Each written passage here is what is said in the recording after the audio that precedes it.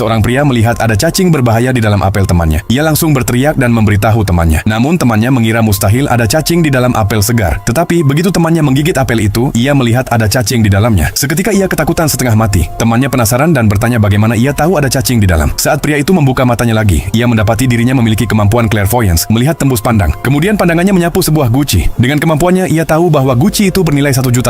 Ia bertanya kepada temannya berapa harga Gucci yang tampak biasa itu. Temannya berkata bahwa ia membelinya seharga $100 dan mempersilakan mengambilnya dengan $50 saja. Pria itu segera mengeluarkan $100 dan memberikannya pada temannya. Temannya heran mengapa ia menginginkan Gucci itu. Ia hanya tersenyum dan pergi. Keesokan harinya ia membuka toko barang antik di pinggir jalan. Seorang gadis kaya melihat Gucci itu dan berseru bahwa Gucci tersebut terlihat sangat kuno. Pada saat itu seorang pengganggu datang, mengambil Gucci itu dan mengaku bahwa Gucci tersebut kini miliknya. Pria itu segera berdiri dengan marah dan memarahi si pengganggu. Pengganggu itu membentaknya karena berani melawan dan berkata bahwa itu hanyalah Gucci tak berguna. Tepat setelah itu seorang gadis berkata ia bersedia membeli Gucci tersebut seharga $1 juta.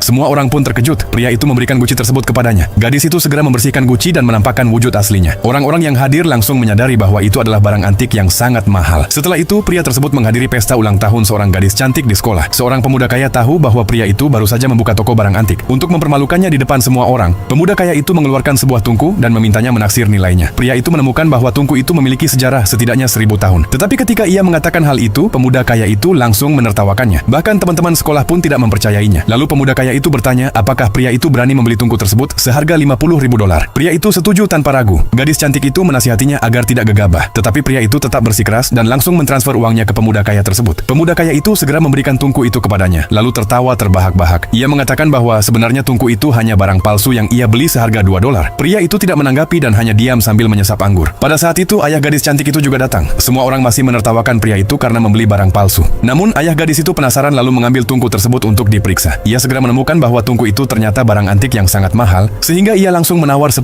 juta untuk membelinya. Pemuda kaya itu pun langsung terperanjat mendengar hal ini.